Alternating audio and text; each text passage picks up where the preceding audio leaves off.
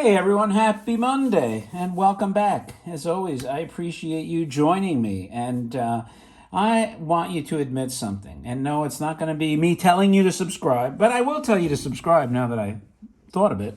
So subscribe. No, but if you're watching this channel, okay, I'm going to give you a couple of seconds here.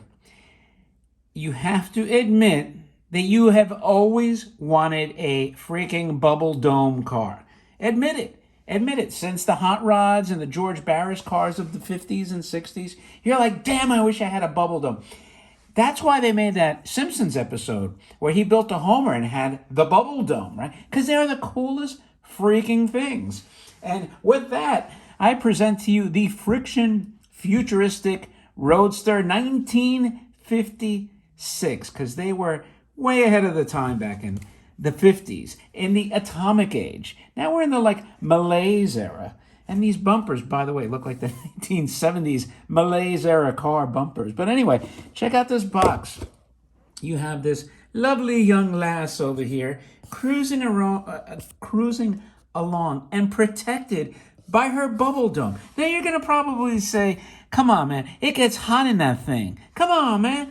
But I'm telling you, it had ventilation. You couldn't see it. It was built in underneath the cowl and it vented out. And fans were blown in. So that's why she's loving life and smiling like the cat that ate the canary. Anyway, this toy is made by CK. And I was wondering, is that Louis CK, the formerly canceled comedian? But no, I don't think so. I think it's just CK Toys and it's registered. See that? It's registered. But anyway, check this out. So this lovely young lady is cruising along in her 1956 Futuristic Roadster that has sparks and motor sound.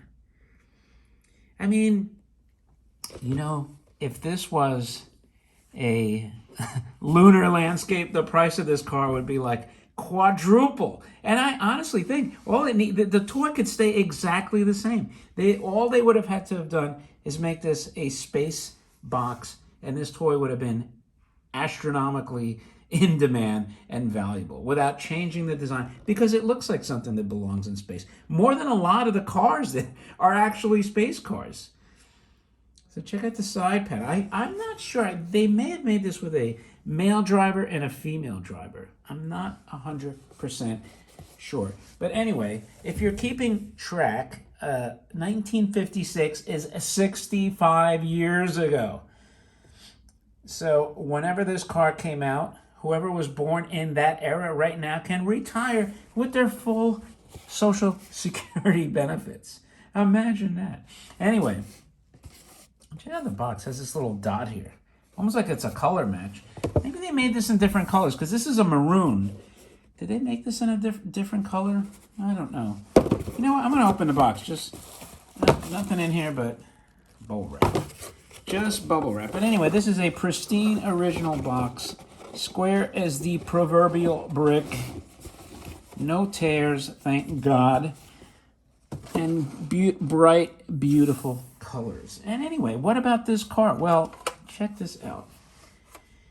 Like I said, these bumpers are so wild. This is like in the mid-70s when they mandated that you had to have these bumpers, right? And car manufacturers were like, where the hell are we going to put these things? We've got to just stick on these 5-mile-an-hour bumpers. And they kind of look like this, protruding and obnoxious. But on this car, however, it actually, gives it a cool, sleek look.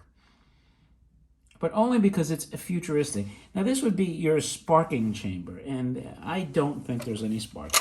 But now look at this cockpit. This is a to-die-for cockpit. That's why we want to be in a dome, because we want it surrounding us like the canopy of a jet fighter. We're probably not, too far away with self-driving cars, we probably are going to be in a little dome and hit a button, and we'll just be missing the steering wheel. And we'll be cruising on our lonesome. And by the way, did I mention that this is a Monday video, and this week is going to be all non-space toys and non-character toys. So you better stick with me. Anyway, there's like a little sound that emanates from these wheels. And check out these wheels. Lithograph tin, but with rubber treads. And there's your sound. So anyway, does this car do anything? Well, it's the friction, the dreaded flywheel friction. So what does that mean? It means that we would sit there and go, now can I rev it up? Nope, it will not do anything revved. So this is a push it along, if you will.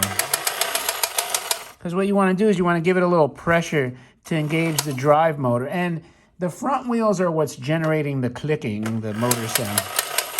So if you just push it like that, you're not even going to spin the wheels. You need to have some weight on there so those rubber wheels bite. But they do if you give it a little pressure.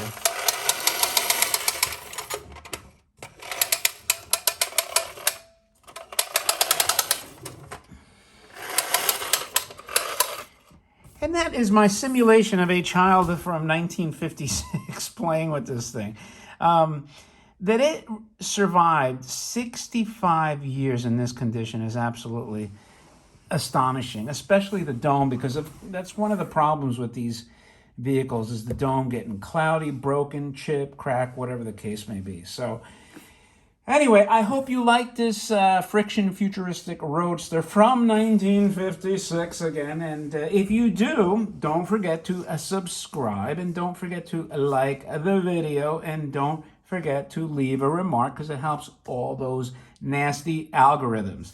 And with that, thanks again for joining me, and I will talk to you later.